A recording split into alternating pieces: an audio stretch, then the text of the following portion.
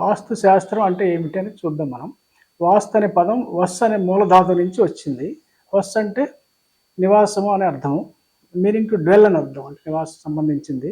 అలాగే అమరకోశం ప్రకారం వాస్తు అంటే సైట్ సూటబుల్ ఫర్ డ్వెల్లింగ్ అంటారు. అంటే నివాసయోగ్యమైన స్థలం లేదా భవనం అని అర్థం వస్తుంది. కాబట్టి ఇది నివాసానికి సంబంధించిన శాస్త్రం అని చెప్పుకోవచ్చు. అలాగే లిటరల్ మీనింగ్ అంటే సైన్స్ ఆఫ్ ఆర్కిటెక్చర్ అని చెప్పొచ్చు ఆధునిక కాలంలో వాస్తు శాస్త్రాన్ని. అలాగే ప్రాచీన కాలంలో మన 64 కళల్లో ఈ వాస్తు కళ ఒకటనమాట. చతుషష్టి కళల్లో. అలాగే ప్రాచీన కాలం అనేక శాస్త్రాలు మనకి ప్రాచీన కాలంలో ఉండే వాటిలో ఈ స్థాపత్య వేదం అనొచ్చు, వాస్తు శాస్త్రం అనొచ్చు, వాస్తు కళ అనొచ్చు. ఇది కూడా ఒకటి. దీనికి అంత ప్రాచీనత ఉందన్నమాట. అలాగే ఇంకా మనకు ఆ మైమతం అనే ప్రాచీన గ్రంథం ప్రకారం వాళ్ళు ఏం చెప్తున్నారంటే దాని ప్రకారం వాస్తు అంటే వస్తు అంటే భూమి అని అర్థం, వాస్తు అంటే భూమి మీద తయారైనది అర్థం. అంటే వస్తువు వాస్తు రెండు పదాలుగా చెప్పారు. వస్తువు అంటే భూమి అని అర్థం వస్తుంది, వాస్తు అంటే భూమి మీద నిర్మించబడినది అని చెప్పొచ్చు. అలా రెండు అర్థాలు వస్తున్నాయి. మొత్తం మీద మన వాస్తు అనేది నిర్మాణానికి సంబంధించింది అనేసి, నివాసయోగ్యానికి సంబంధించి చెప్పుకోవచ్చు. అలాగే అసలు దీనికి రూట్స్ ఎక్కడ, వాస్తు మూలం ఏమిటని చెప్పుకోవాలంటే మనకి మన భారతదేశంలో ఏ శాస్త్రానికి మూలం వేదాలని చెప్తాం మనం.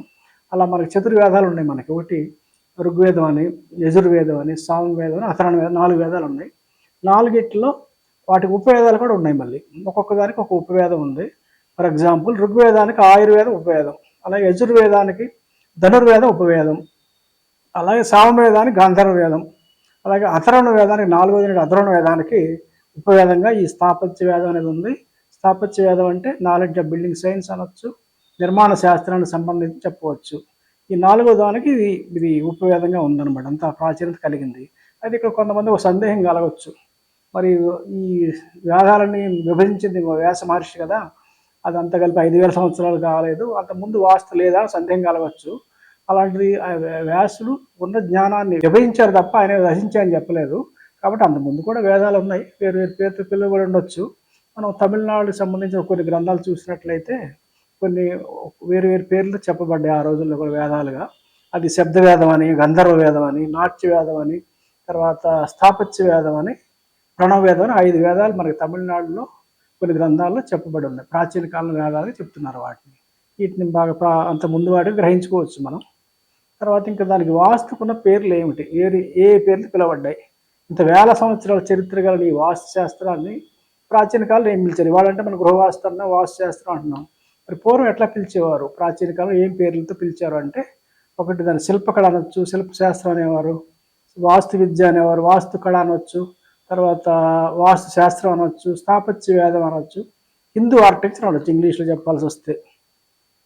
తర్వాత రిఫరెన్సెస్ ఏమున్నాయి వీటికంటే, ఎక్కడి నుంచి దీనికి ఆధారం? మనం వేదాలను కూడా చెప్పుకున్నాం, వేదాలు కాకుండా ఇంకేమైనా ఉన్నాయా అంటే మనకి వేదాల తర్వాత మన ఉపనిషత్తుల్లో కూడా వాస్తు విషయాలు ఉన్నాయి. వాస్తు సూత్రోపనిషత్తు అని ఒకటి ఉంది, అది మనకి వాస్తు సంబంధించింది. అలాగే మనకి అష్టాదశ పురాణాల్లో కూడా దగ్గర 10 పురాణాల్లో వాస్తు విషయాలు ఉన్నాయి. అలాగే ఆగమ శాస్త్రాలు 28 ఆగమ శాస్త్రాలు ఉన్నాయి మనకి. వాటిల్లో చాలా ఆగమ శాస్త్రాల్లో కూడా వాస్తు విషయాలు క్షుణ్ణంగా చెప్పబడి ఉన్నాయి. అవి కాకుండా సంహితాసలు ఉన్నాయి, తంత్ర గ్రంథాలు ఉన్నాయి, అలాగే రామాయణ మహాభారతం మనకి ఎపిక్స్ కూడా ఉన్నాయి. అలాగే ముఖ్యంగా స్థాపత్య వేదం అని చెప్పుకున్నాం, అది వేదానికి ఉపవేదంగా. అలాగే వాస్తు సూత్రోపనిషత్తు ఒకటి చెప్పుకున్నాం. అది కాకుండా పురాణాల్లో అగ్ని పురాణం, మత్స్య పురాణం, విష్ణు ధర్మోత్తర పురాణం, స్కంద పురాణం, భవిష్యోత్తర పురాణం, గరుడ పురాణం, నారద పురాణం, వాయు పురాణం, బ్రహ్మ పురాణం, లింగ పురాణం, ఇలా 10 పురాణాల్లో వాస్తు విషయాలు క్షుణ్ణంగా చెప్పబడి ఉన్నాయి. అలాగే తర్వాత ఆగమ శాస్త్రాల్లోకి వస్తే వైఖానసాగమని, కామికాగమని, సుప్రభేదాగమని, ఇలా అనేక వాస్తు ఆగమ శాస్త్రాల్లో కూడా వాస్తు విషయాలు చక్కగా చెప్పబడి ఉన్నాయి. అవి కాకుండా తంత్ర గ్రంథాలు, హయశీర్ష తంత్ర గ్రంథం ఉంది, రుద్రామిళ ఉంది, కిరణ తంత్రం ఉంది. అలాగే సమితాల్లోకి వస్తే మీకు బృహత్ సమిత, కాశ్యప సమిత అని, గార్గ సమిత అని, నారద సమిత, వశిష్ఠ సమిత అని మనకు కొన్ని సమితాల్లో కూడా వాస్తు విషయాలు చెప్పబడి ఉన్నాయి. అలాగే అది కాకుండా అది ఇతర గ్రంథాలు చెప్పాల్సి వస్తే రామాయణ మహాభారతం, అలాగే కౌటిల్య అర్థశాస్త్రం, శుక్రనీతి, భూమి సూత్రాలు అని చెప్పేసి అన్నింటిలో కూడా వాస్తు విషయాలు మనకి చాలా చోట్ల చెప్పబడి ఉన్నాయి. అది కాకుండా జైనిజం, బుద్ధిజం గ్రంథాల్లో కూడా వాస్తు విషయాలు మనకు చాలా చోట్ల వచ్చినాయి. తర్వాత మనకు అసలు ప్రత్యేకించి ఏమైనా ఈ వాస్తు సంబంధించి ప్రాచీన గ్రంథాలు ఉన్నాయా అంటే అనేక గ్రంథాలు ఉన్నాయి వాస్తు విషయానికి సంబంధించి. ఇది ఒక సంపూర్ణమైన శాస్త్రం. ఎందుకంటే మనకి మహారాష్ట్ర చెందిన ఒక గ్రంథంలో 240 వాస్తు గ్రంథాల లిస్ట్ ఇచ్చారు ఆయన. అది మానసార గ్రంథాన్ని తెలుగు అనువాదంలో ఎనెక్సర్గా పెట్టారు. 240 వాస్తు గ్రంథాలు లిస్ట్ ఇచ్చారు, ప్రాచీన గ్రంథాలు. అంటే ఇన్ని గ్రంథాలు నాకు తెలిసి ఆ జ్యోతిష్యంలో కూడా ఇన్ని గ్రంథాలు ఉండవు. అన్ని గ్రంథాలు వాస్తు శాస్త్రానికి మన ఈ శిల్పశాస్త్రం మీద ఉన్నాయి ప్రాచీన కాలంలో. తర్వాత కాలంలో కొన్ని చాలా వరకు మరుగున పడ్డాయి, కొన్ని పోయినాయి. అయితే కొన్ని లభ్యంలో ఉన్నాయి.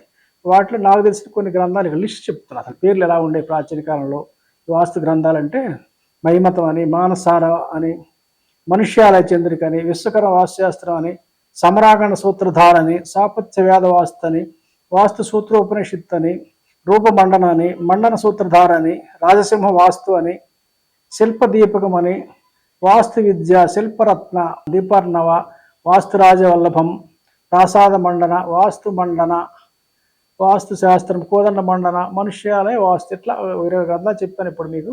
ఇవన్నీ ప్రాచీన కాలంలో ఉన్న గ్రంథాలు. ఇప్పుడు అన్నీ మనకు అందుబాటులో లేవు, కానీ చాలా విషయాలు ముందుమించి అన్ని గ్రంథాలు చెప్పి ప్రామాణిక అయ్యే గ్రంథాలు.